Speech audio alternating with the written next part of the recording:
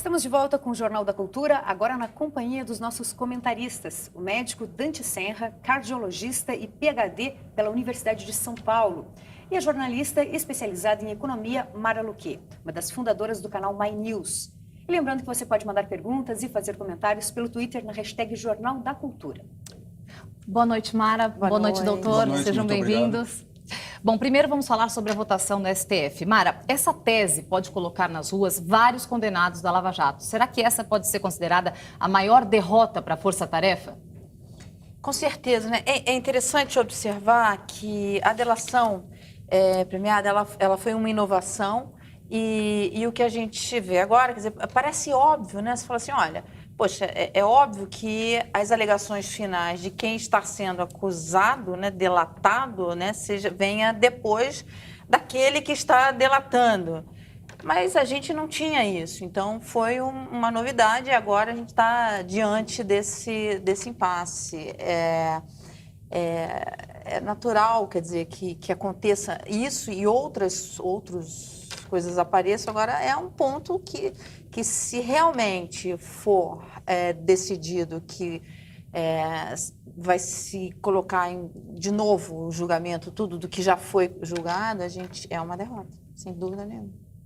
Mara, impasses como esse na Suprema Corte que se referem especificamente à corrupção e a políticos brasileiros, como eles afetam a economia do país?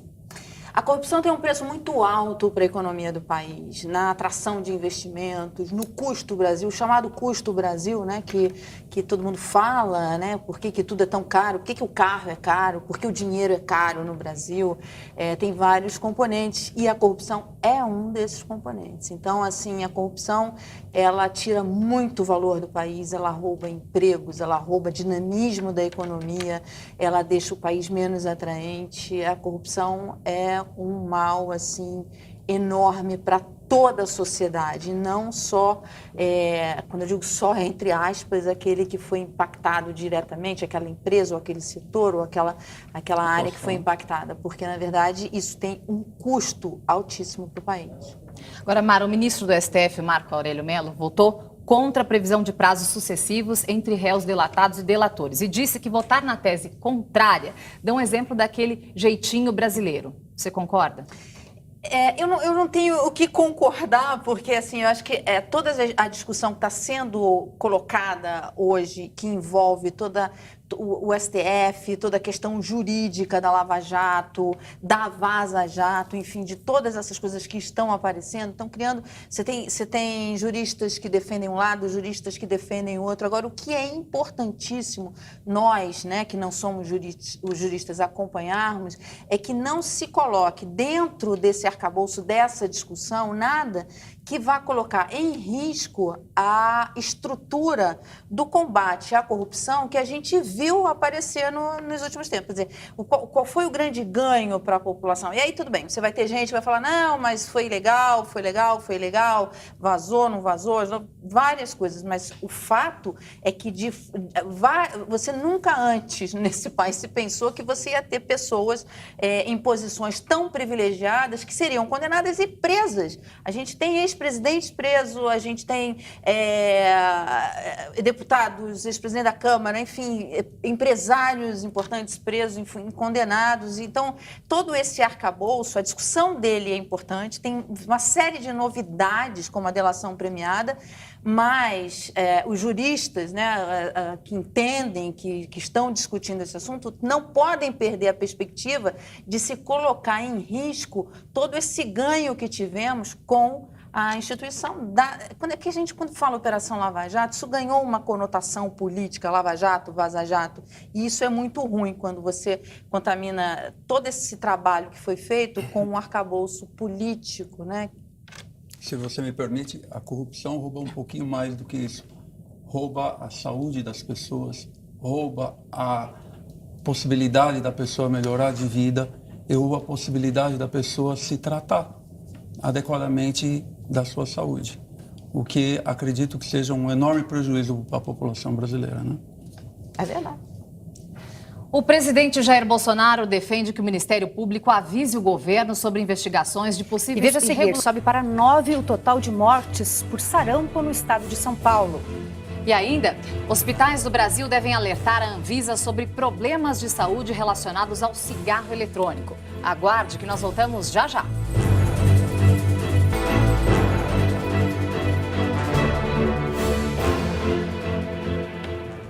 O número de crianças internadas por doenças respiratórias dobrou neste ano em áreas de queimadas.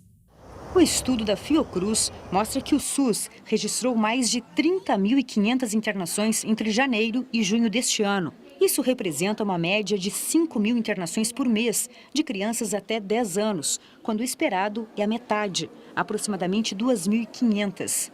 O aumento ocorreu em 9 estados, em áreas próximas a queimadas, principalmente no Pará, Rondônia, Maranhão e Mato Grosso. As crianças apresentavam problemas respiratórios como pneumonia, asma, alergia e bronquite. Essa alta representa um custo de R$1,5 milhão para o SUS. Pequenas unidades de saúde, atendimentos domiciliares e internações na rede privada não entraram na conta. Doutor Dante, qual o risco principalmente para as crianças a exposição a essa fumaça tóxica, né? É material particulado, esse resíduo tóxico gerado justamente pelas queimadas? Obviamente que a fumaça tóxica da poluição faz mal para todo mundo, mas a criança é a mais prejudicada. Isso porque a criança não tem o sistema imunológico ainda formado, não tem o sistema respiratório ainda competente para se defender disso, o sistema mucociliar, que é o sistema que impede que a fumaça chegue ao alvéolo, que é a unidade funcional que faz a troca do pulmão, do oxigênio do pulmão com o sangue, ela não tem esse sistema desenvolvido. Além disso, a criança tem uma respiração com uma frequência maior do que o adulto e, portanto, ela inala muito mais substâncias tóxicas. A inalação dessa fumaça venenosa, ela produz, além de aumento das doenças respiratórias, como asma, bronquite, aumento de infecções, ela pode produzir uma doença por lesão do que a gente chama de epitélio, que é a célula que reveste o alvéolo, né, chamada síndrome da angústia respiratória do adulto, né, que pode ocorrer em criança, né, apesar do nome. Isso tem uma mortalidade de 50% das pessoas. Quer dizer, a criança, infelizmente, é a mais prejudicada. Inclusive porque a criança fica mais no ambiente fora de casa e faz mais exercício. Quando você faz exercício, quando você tem atividade física, você aumenta a sua frequência respiratória em 5 vezes. Inala, consequentemente, mais substância tóxica. Perfeitamente. A Secretaria de Saúde do Estado de São Paulo confirmou mais 4 mortes por sarampo no estado. No total, 9 pessoas morreram vítimas da doença em São Paulo este ano. Uma nova fase da campanha de imunização será lançada na próxima segunda-feira, dia 7 de outubro, para crianças de 6 meses a 5 anos que ainda não foram imunizadas. Em novembro, outra fase da campanha terá como alvo jovens entre 20 e 29 anos. Rapidamente, doutor, por que o sarampo voltou ao país? A falta de política pública, de se falar o tempo todo sobre a doença, tem alguma consequência, alguma responsabilidade sobre essa volta também. Né? Quando não se fala da doença, quando se acredita que a doença está extinta, as pessoas abaixam a guarda e param de se vacinar. Né? Eu comentava com a Mara aqui no intervalo que a vacinação, você não tem o direito de não vacinar o seu filho. Infelizmente, essas fake news dizendo que a vacina pode trazer a doença, pode trazer encefalite, isso pode ocorrer de fato, mas na pessoa imunodeprimida. Ora, a pessoa imunodeprimida é uma contraindicação à vacinação, isso está muito claro pelo Ministério da Saúde, está muito estabelecido. Então, você como mãe, você como pai, não tem o direito de deixar de vacinar o seu filho. A vacina é um direito dele e é um direito da comunidade que você frequenta. Né? Hoje, infelizmente, no mundo, ainda se morre 170 mil pessoas por ano por falta de vacinação. É um número extremamente alto, né, doutor? Após surto de uma doença pulmonar entre fumantes de cigarro eletrônico nos Estados Unidos, autoridades brasileiras alertam para o uso do dispositivo. Há um mês, o Pedro levou um susto. Fez uma operação de emergência por causa de uma pneumonia. Fumante desde a adolescência, ele decidiu dar fim até ao cigarro eletrônico comprado nos Estados Unidos um ano atrás por $80, pouco mais de R$300. O susto que eu passei há uns dias atrás foi realmente um marco na minha vida para uma mudança realmente de vida, para focar na minha saúde, alimentação e tudo mais. O cigarro eletrônico do Pedro é um dos mais vendidos. Funciona com cartuchos que carregam uma ampola de nicotina líquida e essências com sabores como menta. Não produz fumaça, só um vapor. O vaporizador, ou vaping, é moda entre os jovens americanos. Mas o surto de uma doença pulmonar misteriosa colocou o dispositivo na mira das autoridades de saúde. 6 pessoas morreram e outros 450 casos estão sendo investigados. O governo recomendou que os usuários parem imediatamente de usar o produto. A venda, a importação e as propagandas dos cigarros eletrônicos estão proibidas no Brasil desde 2009, com base numa resolução da Agência Nacional de Vigilância Sanitária. Segundo a Anvisa, nos últimos 2 anos, 727 propagandas destes dispositivos foram tiradas de circulação. Não é difícil achar ofertas do produto na internet. Ele é oferecido até como um método para parar de fumar. Um estudo apontou que pelo menos 650 mil pessoas usam vaporizadores no Brasil. A Anvisa enviou um alerta aos médicos pedindo que notifiquem casos suspeitos e investiguem uma possível relação dos sintomas com o uso dos cigarros eletrônicos. Esse cigarro tem uma alta concentração de nicotina, está sendo lançado para o jovem usa na sua inocência e curiosidade, em pouco tempo ele está dependente e pode sofrer uma intoxicação nicotina grave que produz grande agressividade nos jovens, que está sendo um problema. Doutor, é totalmente equivocado dizer que o cigarro eletrônico é uma alternativa mais saudável que o cigarro convencional, absolutamente equivocado. Porque lá atrás se pensava que seria o contrário, mas agora já sabemos que não. O risco, além do risco da inalação da nicotina, o grande risco é das pessoas voltarem a fumar sob o pressuposto distorcido de que aquilo não faz mal. Para você ter uma ideia, hoje nos Estados Unidos, 9 milhões de pessoas fazem uso do cigarro eletrônico. Desses, estima-se que quase 2 milhões não fumavam e voltaram a fumar ou começaram por conta do cigarro eletrônico. E outro grande problema é o mercado negro de venda da essência do cigarro eletrônico, que supostamente tem aromatizante, onde tem a nicotina. Que também faz mal. Que também faz mal e é extremamente viciante. E aí, por ter um sabor agradável, ter um aromatizante de fruta, de café ou de menta, o jovem está voltando a fumar. O que se sabe que mesmo que adquirido oficialmente, pela indústria, que nos Estados Unidos é permitido, embora haja uma recomendação do FDA, que é o nosso equivalente, como foi dito, da Anvisa, não se conseguiu proibir. Não se conseguiu proibir porque não foi comprovado ainda cientificamente o malefício. Mas hoje já se sabe que mesmo o adquirido oficialmente da indústria, ao se aquecer aquela substância, se transformam quantidades de substância como que tem nesse chamado e-líquido ou e-juice, que é o refill, ela se transforma em extremamente agressiva para o sistema respiratório e extremamente tóxica e possivelmente cancerígena. Pesquisa mostra que a população negra come menos frutas e hortaliças do que a população branca. Lucia é faxineira. O dia de trabalho é puxado. Como mora longe do serviço, sai de casa às 5h30 da manhã e só volta no fim da tarde. Eu chego em casa, só jogo a bolsa de lado, troco de roupa e já continua a batalha. Quando o assunto é comida, admite que o macarrão instantâneo entra no cardápio bem mais do que gostaria. A comida prática também é barata. A faxineira não consegue comprar legumes e verduras com frequência. A verdura está muito cara, então não dá para ter uma verdura, uma salada todos os dias. Assim como Lucy, muitos brasileiros não se alimentam corretamente. Uma pesquisa do Ministério da Saúde sobre a incidência de doenças crônicas na população negra constatou que a cada 10 brasileiros adultos negros, 8 não consomem a porção diária de frutas e hortaliças recomendada pela Organização Mundial da Saúde, que é de pelo menos 5 porções desses alimentos. O número é 33% menor se comparado com o consumo da população branca. O levantamento identificou alguns resultados dessa alimentação inadequada. Mais da metade da população negra está acima do peso e na faixa etária acima dos 65 anos, 60% tem pressão alta. O principal fator, na verdade, é o preço, né, dos alimentos in natura. Então, os alimentos ultraprocessados, como salgadinho, refrigerante, bolacha recheada, eles têm um preço mais baixo do que as frutas e hortaliças e são mais fáceis e mais práticas. Então, a população acaba optando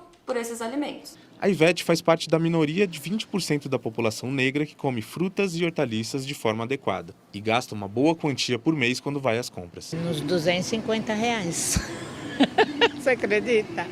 Eu sou meio pouco consumista, mas de comida eu não tenho muita dó, porque a gente precisa se alimentar bem, ainda mais na minha idade, né? Tá certa ela.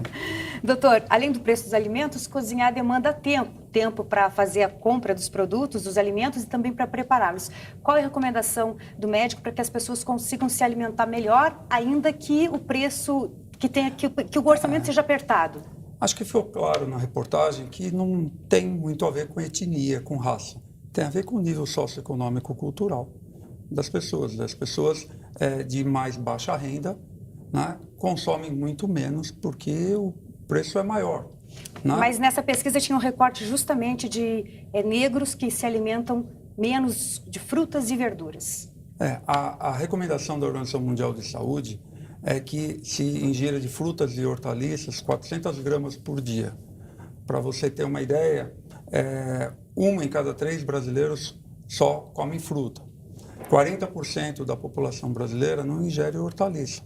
Embora o Brasil seja o terceiro maior produtor de fruta, o brasileiro não come fruta. Tem um trabalho aqui da Faculdade de Saúde Pública, aqui em São Paulo, mostrando que entre a população jovem e em São Paulo, que é um estado supostamente com um nível econômico maior, né? Só entre a população jovem, só 6,4% das crianças consomem essa quantidade adequada. Ou seja, a grande maioria consome 70 gramas de frutas e hortaliças por dia, quando a recomendação é 450 gramas. O resultado disso é o reflexo do que nós estamos vendo na saúde da população brasileira, como foi citado. 55% da população brasileira com sobrepeso, ou seja, com IMC, que o normal é de 18 a 25, é o índice de massa corpórea, né? O peso dividido pelo quadrado da altura, né?